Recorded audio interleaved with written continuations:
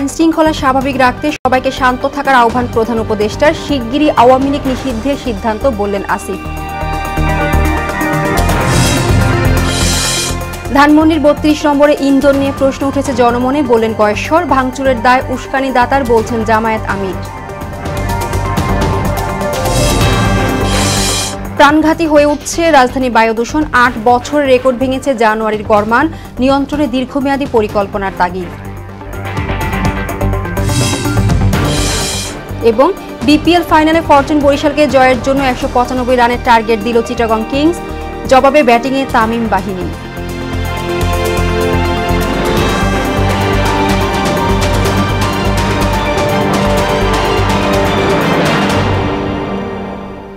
আসসালামু আলাইকুম, সবাইকে মোহনা সংবাদে স্বাগত। শুনছিলেন সংবাদ শিরোনাম, আর পুরোটা সংবাদ জুড়ে আপনাদের সাথে রয়েছে আমি রেখা হক। এবার বিস্তারিত। শেখ হাসিনা সহ আওয়ামী লীগ নেতাদের সম্পত্তিতে হামলা না চালানোর আহ্বান জানিয়েছেন অন্তর্বর্তী সরকারের প্রধান উপদেষ্টা ডক্টর মোহাম্মদ ইউনূস। আইন শৃঙ্খলা পরিস্থিতি স্বাভাবিক রাখতে সবাইকে শান্ত থাকার কথাও বলেন তিনি। শুক্রবার প্রধান উপদেষ্টার প্রেস উইং থেকে পাঠানো এক বিবৃতিতে এই আহ্বান জানানো হয়। এদিকে এনএইচকে দেয়া বিশেষ সাক্ষাৎকারে প্রধান উপদেষ্টা জানান, এ বছর শেষ দিকে হতে পারে জাতীয় নির্বাচন। বিস্তারিত জানাচ্ছেন মোহাম্মদ ওয়ালিউল্লাহ। ভারতে আশ্রিত পতিত সরকারের সাবেক প্রধানমন্ত্রী শেখ হাসিনার বক্তব্যকে কেন্দ্র করে সারা দেশে তাণ্ডব চালিয়েছে বিক্ষুব্ধ ছাত্র জনতা। প্রায় ১৫ ঘণ্টা ধরে ধানমন্ডি ৩২ নম্বরে শেখ মুজিবুর রহমানের বাড়ি গুড়িয়ে দিয়েছে তারা। পাশাপাশি সুধা সদনেও চালানো হয় তাণ্ডব। শুধু রাজধানী নয়, খুলনায় শেখ বাড়ি, ভোলায় তুফাইল আহমেদের বাড়ি, নোয়াখালীতে উবায়দুল কাদেরের বাড়ি, বরিশালে হাসনাত আবদুল্লার বাড়ি, কুষ্টিয়ায় মাহবুবুল আলম হানিফের বাড়ি, কোনোটি বাদ যায়নি ছাত্র জনতার হামলা, ভাঙচুর, অগ্নিসংযোগের হাত থেকে। এমন বাস্তবতায় শেখ হাসিনা সহ আওয়ামী লীগ নেতাদের সম্পত্তিতে হামলা না চালানোর আহ্বান জানিয়েছেন অন্তর্বর্তী সরকারের প্রধান উপদেষ্টা অধ্যাপক ডক্টর মোহাম্মদ ইউনূস। শুক্রবার প্রধান উপদেষ্টার প্রেস উইং থেকে পাঠানো এক বিবৃতিতে এ আহ্বান জানানো হয়। বিবৃতিতে প্রধান উপদেষ্টা বলেন, শেখ হাসিনার পরিবারের সঙ্গে সম্পৃক্ত সম্পত্তি এবং ফ্যাসিবাদী আওয়ামী লীগের নেতাকর্মীদের বিরুদ্ধে আর কোনো হামলা হবে না, তা নিশ্চিত করতে হবে। যা কিছু হয়েছে তা দীর্ঘদিনের ক্ষোভের বহিঃপ্রকাশ। এদিকে জাপানের ব্রডকাস্টিং কর্পোরেশন এনএইচকে দেয়া বিশেষ সাক্ষাৎকারে প্রধান উপদেষ্টা বলেন, গণতন্ত্রের পথে নির্বাচন একটি অপরিহার্য পদক্ষেপ। এই বছরের শেষের দিকে বাংলাদেশে জাতীয় সংসদ নির্বাচন অনুষ্ঠিত হতে পারে। নতুন যে সরকার আসবে তাদের কাজ করার জন্য অত্যন্ত নিরাপদ এবং শক্তিশালী ভিত্তি থাকবে বলেও মনে করেন ডক্টর ইউনূস। ৫ আগস্ট পরবর্তী সময়ের কথা উল্লেখ করে প্রধান উপদেষ্টা বলেন, ওই সময় সমাজ, অর্থনীতি, রাজনৈতিক ব্যবস্থা, বিচার ব্যবস্থা সবকিছুই বিধ্বস্ত ছিল। তিনি আশা করেন দেশের তরুণরা ভবিষ্যতে প্রভাবশালী ভূমিকা রাখবে। মোহাম্মদ ওয়ালিউল্লাহ, মোহনা সংবাদ। রাজনৈতিক দল হিসেবে আওয়ামী লীগকে নিষিদ্ধ করার ব্যাপারে সরকার শিগগিরই পদক্ষেপ নেবে জানিয়েছেন স্থানীয় সরকার উপদেষ্টা আসিফ মাহমুদ সজীব ভুইয়া। শুক্রবার বাসসকে দেয়া একান্ত সাক্ষাৎকারে তিনি একথা বলেন। আসিফ মাহমুদ বলেন, প্রথমত এটা অত্যন্ত ইতিবাচক যে আওয়ামী লীগ নিষিদ্ধ করার ব্যাপারে রাজনৈতিক দলগুলোর মধ্যেও এক ধরনের ঐক্যমত্য তৈরি হচ্ছে। দেশের মানুষ তৎকালীন ক্ষমতাসীন ওই দলের অগণতান্ত্রিক এবং একগুঁয়েমি মনোভাব ও কার্যকলাপ মেনে নিতে পারেনি বলেই ৫ আগস্টের আগে ও পরে তাদের মধ্যে দলটি নিষিদ্ধ করার বিষয়ে ঐক্যমত্য প্রতিষ্ঠিত হয়। রাজনৈতিক দলগুলোর মধ্যে এমন ঐক্যমত তৈরি হলে সরকারের জন্য যে কোনো সিদ্ধান্ত বাস্তবায়ন করা সহজ হবে বলেও মনে করেন আসিফ মাহমুদ। পার্বত্য এলাকায় যারা পাহাড়ে লুকিয়ে থেকে সন্ত্রাসী কর্মকাণ্ড পরিচালনা করছে তাদের স্বাভাবিক জীবনে আসার আহ্বান জানিয়েছেন নৌ পরিবহন ও শ্রম উপদেষ্টা ডক্টর এম শাখাওয়াত হোসেন। বান্দরবান সদরের বৌদ্ধ অনাথালয় পরিদর্শনের সময় তিনি এই আহ্বান জানান। উপদেষ্টা আরও বলেন, বিপথে গিয়ে পাহাড়ে সন্ত্রাসী কর্মকাণ্ড করে কোনো লাভ হয়নি, আগামীতেও হবে না। সবাই মিলে সমস্যা সমাধান করতে হবে। মূল থেকে এটাকে একটা পরিসমাপ্তি করা, একটা আলোচনার মাধ্যমে এটাকে শান্তভাবে সমাধান করা প্রয়োজন। এবং এখানে দরকার এমন ব্যক্তিদের যারা এই পাহাড় সম্বন্ধে ভালো করে জানেন, এখানকার লোকজনের সাথে পরিচিত এবং তাদের আচার আচরণ কালচার যাতে কোনোভাবে বিঘ্নিত না হয় সেরকম। ধানমন্ডির ৩২ নম্বরে ভাঙচুরের ঘটনায় কার ইন্ধন রয়েছে তা জনগণের মনে এখন প্রশ্ন উঠছে, এমন কথা বলছে বিএনপির স্থায়ী কমিটির সদস্য গয়েশ্বর চন্দ্র রায়। দেশে আবারও যাতে ফ্যাসিবাদের উত্থান না ঘটে সেজন্য দ্রুত নির্বাচনের আহ্বান জানিয়েছেন বিএনপি নেতারা। আওয়ামী লীগের প্রেতাত্মারা এখনও প্রশাসনের বিভিন্ন জায়গায় বসে রয়েছে বলে অভিযোগ করেছেন বিএনপির কেন্দ্রীয় ক্রীড়া বিষয়ক সম্পাদক আমিনুল হক। আরও জানাচ্ছেন তানজিদ ভুইয়া। রাজধানীর ডিপ্লোমা ইঞ্জিনিয়ারিং ইনস্টিটিউটে এক আলোচনা সভায় প্রধান অতিথির বক্তব্য রাখেন দলের স্থায়ী কমিটির সদস্য গয়েশ্বর চন্দ্র রায়। বলেন, ৫ আগস্টের পর বিএনপি কোনো ভুল সিদ্ধান্ত নেয়নি, ৬ মাসেও সরকার কোনো সংস্কার করেনি। অভিযোগ করে যত দ্রুত সম্ভব নির্বাচনের রোডম্যাপ ঘোষণার দাবি জানান তিনি। এই ঘটনা আপনারা পড়াচ্ছেন কেন যত নির্বাচনটা না করতে হয় সেজন্য, এমন প্রশ্ন কিন্তু জনমনে আছে। একটি নির্বাচন না হওয়া পর্যন্ত, অনুষ্ঠিত না হওয়া পর্যন্ত এটি সুস্থ নির্বাচনের ক্ষেত্রে আমি এখনো বলবো একই পথে চলেন, ঐক্যবাদের পথে চলেন। ৫ই আগস্টের পর পর্যন্ত বিএনপি রাজনৈতিক সিদ্ধান্তে কখনো কোনোটা ভুল করে না। এদিকে শেখ হাসিনাকে দেশে ফিরিয়ে বিচারের আওতায় এনে সব গুম খুনের বিচার নিশ্চিত করার দাবি জানিয়েছেন মহানগর দক্ষিণ বিএনপির আহ্বায়ক রফিকুল আলম মজনু। রাজধানীর বিজয়নগর এলাকায় রাষ্ট্র সংস্কারে ৩১ দফা প্রণয়ন নিয়ে কর্মশালায় তিনি এ দাবি করেন। আমরা চাই আপনারা সুন্দরভাবে দেশটা পরিচালনা করেন এবং একটি সুস্থ সুন্দর নির্বাচনের ব্যবস্থা করে একটি গণতান্ত্রিক সরকারকে দেশ পরিচালনার দায়িত্ব হাতে দিয়ে আপনাদের মতো চলে যাবেন। আমরা মানবাধিকার চাই, আমাদের অর্থনীতি দাঁড়িয়ে রয়েছে রপ্তানির উপর। এর প্রত্যেকটা ছিল বিএনপি প্রতিটা নির্বাচিত সরকারের। বিএনপি কিন্তু কোন ছোট দল না, বিএনপিকে যে ধাক্কা দিয়ে ফেলে দিবেন সেটা কোনোদিনও সম্ভব না।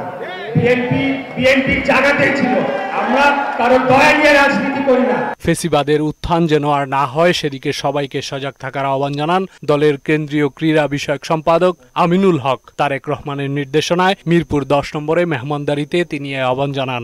দেশে পরিপূর্ণভাবে গণতন্ত্র প্রতিষ্ঠিত হয়নি, এখন বাংলাদেশে পরিপূর্ণভাবে স্বৈরাচার মুক্ত হয়নি। এটি তখনই সম্ভব যখন বাংলাদেশের মানুষের ভোটে অবাধ সুষ্ঠু নির্বাচনের মাধ্যমে একটি জনগণের সরকার প্রতিষ্ঠা হবে। এখনো প্রশাসনের বিভিন্ন ক্ষেত্রে আওয়ামী লীগের প্রেতাত্মারা বসে রয়েছে বলেও অভিযোগ করেন আমিনুল হক। সেই নির্বাচনকে পিছিয়ে দেওয়ার একটা অপচেষ্টা চলছে, কিন্তু বাংলাদেশের মানুষ এখন সচেতন রয়েছে। তানজিদ ভুইয়া, মোহনা সংবাদ, ঢাকা। রাজনীতির নামে ধান্দাবাজি চলছে, জামায়াত ইসলাম ধান্দাকে ঘৃণা করে বলে জানিয়েছেন জামায়াত ইসলামী আমির ডাক্তার শফিকুর রহমান। নারায়ণগঞ্জে মহানগরী জামায়াতে ইসলামীর উদ্যোগে আয়োজিত সমাবেশে তিনি এ মন্তব্য করেন। জামায়াত আমির বলেন, ছাত্র জনতার বিপ্লবে পালিয়ে গিয়ে যারা উস্কানি দেয় আর এতে যে অঘটন ঘটবে তার দায় তাদেরকে নিতে হবে। তরুণ প্রজন্মকে স্বপ্নের বাংলাদেশ গড়ার আহ্বান জানান ডাক্তার শফিকুর রহমান। অবৈধভাবে কালো টাকা এবং পেশি শক্তির বিনিময়ে আগামীতে কিভাবে আবার ক্ষমতায় আসবো, রাজনীতির এইটা ধান্দায় পরিণত হয়েছে। জামাতে ইসলামী এই ধান্দাকে ঘৃণা করে। উস্কানির কারণে যত পরিবেশ সৃষ্টি হবে তার সমুদয় দায় উস্কানিদাতাদেরকেই নিতে হবে। আগামীর বাংলাদেশ ওই লড়াকু আমাদের বীর সন্তানদের হাতে আমরা তুলে দেব ইনশাআল্লাহ। অভিনেত্রী ও গায়িকা মেহের আফরোজ শাওন এবং অভিনেত্রী সুহানা সাবাকে ব্যাপক জিজ্ঞাসাবাদের পর ছেড়ে দেওয়া হয়েছে। পুলিশ বলছে, রাষ্ট্রবিরোধী ষড়যন্ত্রের অভিযোগে দুজনকে ডিবি কার্যালয়ে এনে জিজ্ঞাসাবাদ করা হয়। এরপর তাদের নিজ নিজ পরিবারের জিম্মায় দেওয়া হয়েছে। শুক্রবার বিকেলে DMP media and public relations বিভাগের উপপুলিশ কমিশনার মোহাম্মদ তালেবুর রহমান বিষয়টি নিশ্চিত করেছেন। বৃহস্পতিবার সন্ধ্যায় শাওন এবং একই দিন রাতে সাবাকে আটক করে গোয়েন্দা পুলিশ। দিন দিন প্রাণঘাতী হয়ে উঠছে রাজধানীর বায়ু দূষণ। চলতি বছরের জানুয়ারি মাসের বায়ু দূষণ বিগত ৮ বছরের গড় মানের তুলনায় শতকরা ২৪.৫২ বেশি ছিল।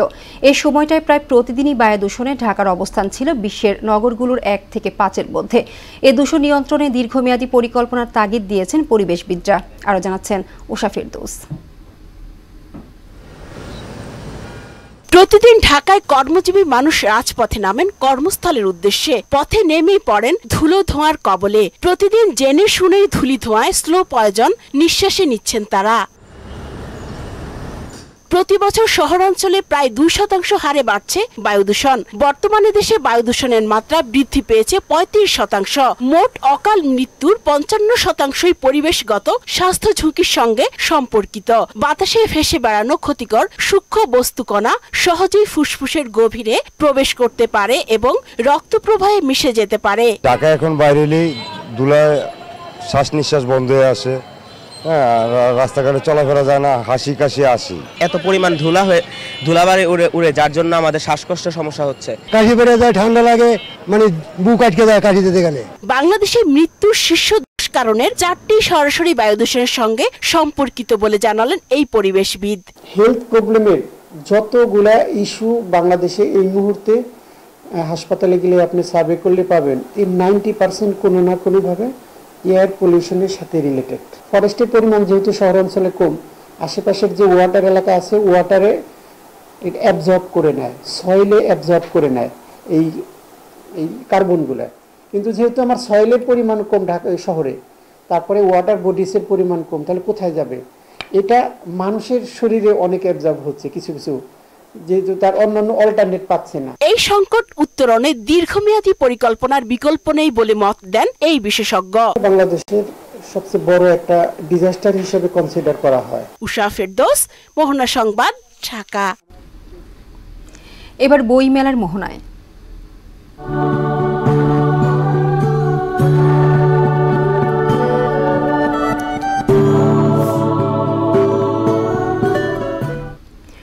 অমর একুশে বইমেলায় শুক্রবারের শিশু প্রহরে ছিল না সিসিমপুরের হালুম টুকটুকি। বইমেলার বিশেষ এই আকর্ষণের অনুপস্থিতিতে কিছুটা ফিকে হয়েছে শিশুদের আনন্দ। তবে শিশু প্রহরকে ঘিরে প্রকাশিত হয়েছে বেশ কিছু শিশু সাহিত্য। পরিবারের সদস্যদের সঙ্গে অভিভাবকরাও মেতে ওঠেন নতুন বইয়ের ভিন্ন এক জগতে। বিস্তারিত জানাচ্ছেন এম.আর. আসাদ। বইমেলার শিশু প্রহর। শুক্রবার অমর একুশে বইমেলার প্রধান আকর্ষণ থাকে শিশুদের জন্য বিশেষ এ আয়োজন। শুধু রাজধানী নয়, বইমেলার এ পর্বে অংশ নিতে ঢাকার বাইরে থেকেও অভিভাবকরা সঙ্গে এনেছেন শিশুদের। আর মেলা প্রাঙ্গণে এসে শিশু প্রহরের উৎসবে অংশ নিয়ে উচ্ছ্বাসে মেতে ওঠে শিশুরা। কি কি বই দেখেছো মা? শিশু বই। আমাদের ছোট নদী চলে বাঁকে বাঁকে, বৈশাখ মাসে তার হাঁটু জল থাকে। ভালো। আর কি কি আছে? টিয়া, সোফিয়া, এডি, মজার ধাঁধা আর ছড়ার বই, গল্পের বই, ভূতের বই। তবে শিশু প্রহরে হালুম টুকটুকির শূন্যতা কম বেশি প্রভাব ফেলেছে মেলায়। মূল আকর্ষণের অভাবে বিকৃত ছাপ পড়েছে। বেশিরভাগই হচ্ছে অ্যানিমেশন, যে কার্টুন, সেইগুলোর প্রতি তাদের ঝোঁক দিন দিন আরো যেন বাড়ছে। বিভিন্ন এসে তারা এলসা খুঁজে, তারপরে তারা ডোরেমন খুঁজে। কালার্সের বই আছে, তারপরে যে অ্যানিমালস, বার্ডস, বিভিন্ন যে বইগুলো আছে এগুলো ছবি দেখে, তারপরে ওরা আরো আকৃষ্ট হয়ে বইগুলো কিনে। স্টলগুলোতে এসেছে নানা রং বেরঙের বই। পছন্দের বই নির্বাচন করতে খোদ শিশুরাও হিমশিম খাচ্ছে, কোনটা ছেড়ে নেওয়া যায় কোনটা। বইটা খুবই জরুরি বাচ্চাদের মননশীলতার জন্য, তাদের অ্যাক্টিভিটির জন্য। আমরা চেষ্টা করছি যে বাচ্চাদের এই মানে শাখাগুলো ছোট থেকেই যেন তারা বুঝতে পারে, আস্তে আস্তে আস্তে আস্তে শিখতে পারে। বাচ্চারা যেন মিথ্যার প্রতি সহনশীল না হয়, সেই জন্য আমরা কোরআন হাদিস থেকে সত্য ঘটনাগুলো নিয়ে এগুলো বাচ্চাদের মাঝে আমরা পৌঁছায় দিচ্ছি। শনিবার নিয়মিত সময়সূচির 1 ঘন্টা আগে দুপুর 2টা থেকে শুরু হবে অমর একুশে বইমেলা। এম.আর. আসাদ, মোহনা সংবাদ, ঢাকা। খেলার খবর, বিপিএল প্রসঙ্গ।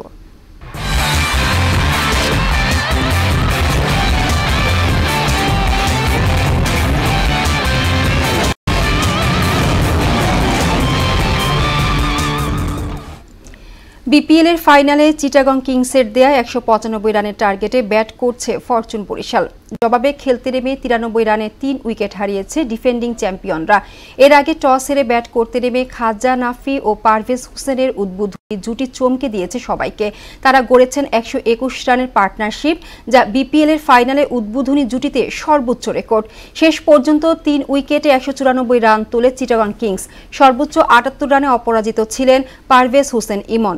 এছাড়া খাজা নাফি 66 ও গ্রাহাম ক্লার্ক 44 রান করেন। মোহাম্মদ আলী ও এবাদত হোসেন একটি করে উইকেট নেন। দর্শক, মিরপুর স্টেডিয়ামে আছেন আমাদের সহকর্মী কাজী পাপ্পু। সরাসরি জানবো ফাইনালের সবশেষ খবর তার কাছে। পাপ্পু, কেমন দেখছেন বিপিএল ফাইনাল? চট্টগ্রামে 194 রান করেছে, বরিশাল কি পারবে ইতিহাস গড়তে? কি মনে হচ্ছে?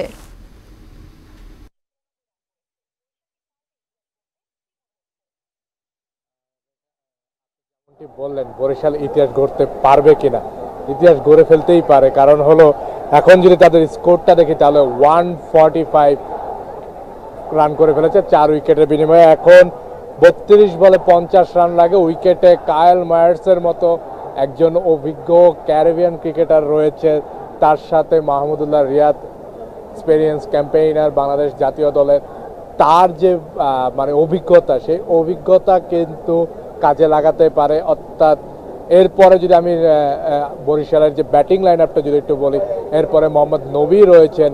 নবী আফগান ক্রিকেটার, অনেকটাই এক্সপিরিয়েন্স, তিনি জানেন যে কোন জায়গা থেকে ম্যাচ বের করতে হয়। অর্থাৎ যদি আমি বলি এখন আমার ভাষ্য অনুযায়ী যদি বলি যে তাহলে ম্যাচের ভাগ্য কিন্তু 60 থেকে 70% উপরে ফরচুন বরিশালের দিকে ঝুঁকে রয়েছে। অর্থাৎ যে কোনো ফরচুন বরিশালই যদি কোনো কিছু না ঘটে, কারণ আমরা সবাই জানি ক্রিকেট একটা আনপ্রেডিক্টেবল গেম, যে কোনো সময় যে কোনো কিছু ঘটতে পারে। অর্থাৎ একটা বলার এসে তার 3টা বলে 3টি উইকেট নিয়ে নিলে ম্যাচের পাল্লাটা অন্যদিকে ঘুরে যেতে পারে। কিন্তু তারপরও যে ফ্লোতে এখন ম্যাচটি রয়েছে সেই ফ্লো অনুযায়ী যদি বলি তাহলে কিন্তু ফরচুন বরিশালেরই জয়ের সম্ভাবনা অনেক অনেক অনেক বেশি।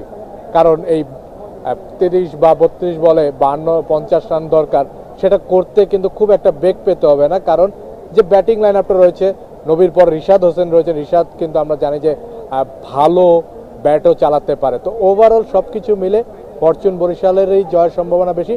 বাট চিটাগংয়ের বোলিং লাইন আপটা ভালো রয়েছে, তাদেরকে অবশ্যই তারাও চেষ্টা করছে যে উইকেট নিতে। কিন্তু যেহেতু একটা ডিউ ফ্যাক্টর রয়েছে, সেখানে কিন্তু বোলাররা একটু সমস্যায় পড়তে হয়, ঠিক মতন বল গ্রিপ হয় না। গ্রিপ না হওয়ার কারণে কিন্তু বোলারদের একজন ব্যাটসম্যানকে যে আটকাবে সেই প্ল্যানিংটা হয় না। তো এই জায়গাটা একটু প্লাস পয়েন্ট ছিল যখনই ফরচুন বরিশাল টস জিতে গেছিল, এই জায়গাটায় তাদের একটা প্লাস পয়েন্ট ছিল। তবে সবচেয়ে বড় কথা হলো যে দিন শেষে দর্শক একটা জমজমাট ম্যাচ দেখেছে। অর্থাৎ 190 প্লাসের স্কোর হয়েছে, যেটা আমরা বিপিএলে গত লাস্ট 10টি আসরে কখনোই দেখিনি যে এত জমজমাট ম্যাচ হতে বা এত রান হতে। এবারে আসরে কিন্তু বিপিএল এর রানের ফোয়ারা ছুটেছে, ব্যাটসম্যানরা রান পেয়েছে এবং একটা স্পোর্টিং উইকেট ছিল। আগেই বলেছিল ফারুক ভাই, বোর্ড প্রেসিডেন্ট, যে এবারে একটা স্পোর্টিং উইকেট হবে, সেই উইকেটটাই দেখেছি। দিন শেষে 194 স্কোর হলো, কিন্তু চিটাগং কিংস সেই রানটা আসলে ডিফেক্ট করতে পারলো না। আরেকটা জিনিস বলে রাখি, মাঠে যেই পরিমাণ দর্শক আজকে উপস্থিত রয়েছে, এটাও কিন্তু ফরচুন বরিশালের একটা অ্যাডভান্টেজ। আমি যদি বলি যে মাঠের প্রায় 80 to 90% ফরচুন বরিশালের সাপোর্টার ছিল। তো এইটা কিন্তু একটা টিমের জন্য অনেকটা অ্যাডভান্টেজ। তারা মাঠে যখন উইকেট পাচ্ছে, 4 মারছে, তাদের ফ্যানরা চিল্লাচ্ছে, তাদের কিন্তু ইন্সপায়ারটা বেড়ে যায়। তো সব কিছু মিলে ফরচুন বরিশালেরই জয়ের সম্ভাবনা বেশি। তো এই ছিল আমার কাছ থেকে সর্বশেষ মিরপুর থেকে। পাপ্পু, আপনাকে ধন্যবাদ। নারায়ণগঞ্জের সোনারগাঁয়ে বাসের সঙ্গে অটোরিকশার সংঘর্ষে শিশুসহ 3 জন নিহত হয়েছেন। সন্ধ্যায় ঢাকা চট্টগ্রাম মহাসড়কে কাজপুর সেতুতে দুর্ঘটনা ঘটে। নিহতরা হলেন অটোরিকশা চালক আনিসুর রহমান, যাত্রী কাকলি ও তার শিশুপুত্র আরিয়ান রাফি। পুলিশ জানান নিহতদের মরদেহ উদ্ধার করে নারায়ণগঞ্জ জেনারেল হাসপাতালের মর্গে পাঠানো হয়েছে। বাসের চালক ও হেলপার পালিয়ে গেছে। অটোরিকশা ও বাসটি জব্দ করেছে পুলিশ। স্মৃতি রোমন্থন, খুশ গল্প আর আড্ডায় একটা দিন পার করল পিরোজপুরের নেসারাবাদ উপজেলার এসএসসি 2000 ব্যাচের শিক্ষার্থীরা। ব্যাচের রজত জয়ন্তী উপলক্ষে মিলনমেলা বসে বরিশালের নিসর্গ পার্কে। এসো মিলি প্রাণের স্পন্দনে, বন্ধুত্ব ভ্রাতৃত্বের বন্ধনে, এই স্লোগানে আনন্দ আড্ডায় মাতেন শতাধিক বন্ধু। আয়োজনে বাড়তি মাত্রা যোগ করে শিক্ষার্থীদের পরিবারের সদস্যদের উপস্থিতি। তাদের সন্তানদের জন্য আয়োজন করা হয় বিভিন্ন কুইজ শো এবং প্রতিযোগিতামূলক অনুষ্ঠান। আয়োজকরা জানান, পেশাগত জীবনের ব্যস্ততায় বন্ধুদের সঙ্গে মিলিত হওয়ার সুযোগ খুবই কম। সেই অতৃপ্তি ঘোচাতেই এমন আয়োজন। দেশের বাইরের খবর। আন্তর্জাতিক অপরাধ আদালত আইসিসির বিরুদ্ধে নিষেধাজ্ঞা জারির নির্বাহী আদেশে সই করেছেন মার্কিন প্রেসিডেন্ট ডোনাল্ড ট্রাম্প। এদিকে গাজা উপত্যকা থেকে ফিলিস্তিনিদের স্বেচ্ছায় অন্য দেশে চলে যাওয়ার প্রস্তুতি নিতে ইসরায়েলি সেনাদের নির্দেশ দিয়েছেন দেশটির প্রতিরক্ষামন্ত্রী ইসরায়েল ক্যাটস। অন্যদিকে লিবিয়ার 2টি এলাকা থেকে অন্তত 29 অভিবাসীর মরদেহ উদ্ধার করা হয়েছে। বিস্তারিত কাজী শাহরিনের ডেস্ক রিপোর্টে। আন্তর্জাতিক অপরাধ আদালত আইসিসির বিরুদ্ধে নিষেধাজ্ঞা জারির নির্বাহী আদেশে সই করেছেন মার্কিন প্রেসিডেন্ট ডোনাল্ড ট্রাম্প। বৃহস্পতিবার হোয়াইট হাউসের এক কর্মকর্তা বিষয়টি নিশ্চিত করেন। এ আদেশে বলা হয়েছে, ইসরায়েলের প্রধানমন্ত্রী নেতানিয়াহুর বিরুদ্ধে গ্রেফতারি পরোয়ানা জারি করে আইসিসি ক্ষমতার অপব্যবহার করেছে। এ ঘটনা বিপজ্জনক নজির হয়ে থাকবে। এ নিষেধাজ্ঞার ফলে যুক্তরাষ্ট্রের প্রবেশের অধিকার হারাবেন আইসিসি কর্মকর্তারা। এদিকে গাজা উপত্যকা থেকে ফিলিস্তিনিদের স্বেচ্ছায় অন্য দেশে চলে যাওয়ার বিষয়ে প্রস্তুতি নিতে ইসরায়েলি সেনাদের নির্দেশ দিয়েছেন প্রতিরক্ষা মন্ত্রী ইসরায়েল ক্যাটস। ফিলিস্তিনের সেনা পাঠানোর বিষয়টি যুক্তরাষ্ট্র নাকচ করার পর এই নির্দেশ দেন ক্যাটস। ক্যাটস বলেন, ফিলিস্তিনিদের গাজা ছেড়ে যাওয়া নিয়ে একটি পরিকল্পনা তৈরি করতে তার দেশের সেনাবাহিনীকে নির্দেশ দেওয়া হয়েছে। অন্যদিকে লিবিয়ার দক্ষিণ পূর্ব ও পশ্চিমের দুটি এলাকা থেকে অন্তত 29 অভিবাসীর মরদেহ উদ্ধার করা হয়েছে। দেশটির নিরাপত্তা বিষয়ক অধিদপ্তর এক বিবৃতিতে জানায়, জিখারা অঞ্চলের একটি খামারে গণকবরে 19 জনের মরদেহ পাওয়া গেছে। চোরাচালানের ঘটনাকে কেন্দ্র করে এসব মৃত্যু ঘটনা ঘটেছে বলে বিবৃতিতে উল্লেখ করা হয়। এছাড়া এক ফেসবুক পোস্টে লিবিয়ার রেড ক্রিসেন্ট বলছে, জাওয়াইয়া শহরের দিলা বন্দর থেকে আরও 10টি মরদেহ উদ্ধার করেছেন স্বেচ্ছাসেবীরা। অভিবাসীদের একটি নৌকা ডুবে যাওয়ার পর মরদেহগুলো উদ্ধার করা হয়। কাজী শাহরিন, মোহনা সংবাদ। গাজা উপত্যকার উত্তরাঞ্চলের বালুর ডিবি থেকে 66 মরদেহ উদ্ধার করা হয়েছে। বালুর ডিবি ইসরায়েলের সামরিক বাহিনী তৈরি করেছিল বলে জানিয়েছে বার্তা সংস্থা আনাদুলু। গাজার বেসামরিক প্রতিরক্ষা বিভাগের মুখপাত্র মাহমুদ বাসাল জানান, ইসরায়েলের বুলডোজিং অভিযানের কারণে বালুর ডিবির নিচে ফিলিস্তিনিদের কবর দেওয়া হয়েছিল। এছাড়া উত্তরাঞ্চলীয় শহর জাবালিয়ায় 37টি এবং গাজা শহরের শরণার্থী শিবিরে 29 জনের মরদেহ পাওয়া গেছে। আবারও খেলার খবর, ক্রিকেট। বিসিবির নির্বাচকের দায়িত্ব থেকে সরে দাঁড়ানোর পর দেশের ঘরোয়া ক্রিকেটের জনপ্রিয় ক্লাব আবাহনীর প্রধান কোচের দায়িত্ব পেলেন হান্নান সরকার। আসন্ন ঢাকা প্রিমিয়ার লিগে আবাহনীতে প্রধান কোচের কাজ শুরু করবেন তিনি। ক্রিকেট বোর্ডের বয়স ভিত্তিক ও জাতীয় দল মিলিয়ে মোট 8 বছর 8 মাস নির্বাচকের দায়িত্ব পালন করেছেন হান্নান। সে দায়িত্ব থেকে সরে দাঁড়ানোর সময় কোচিংয়ের অধ্যায় শুরু করবেন বলেও জানান তিনি। শেষ করব মোহনা সংবাদ। যাবার আগে সংবাদ শিরোনামগুলো জানিয়ে দিচ্ছে আরো একবার।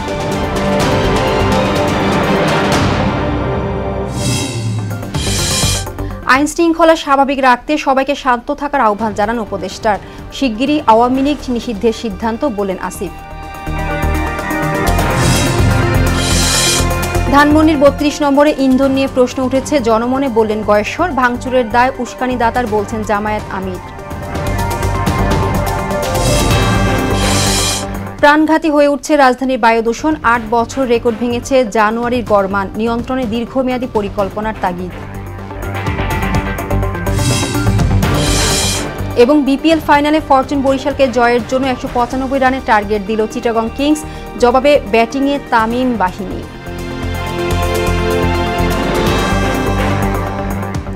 এই ছিল মোহনা সংবাদে। পরবর্তী সংবাদ রাত 12:30টায়। মোহনার সবশেষ খবর জানতে ভিজিট করুন www.mohana.tv। সংবাদ দেখতে পান ফেসবুক ও ইউটিউবেও। এতক্ষণ সঙ্গে থাকার জন্য ধন্যবাদ।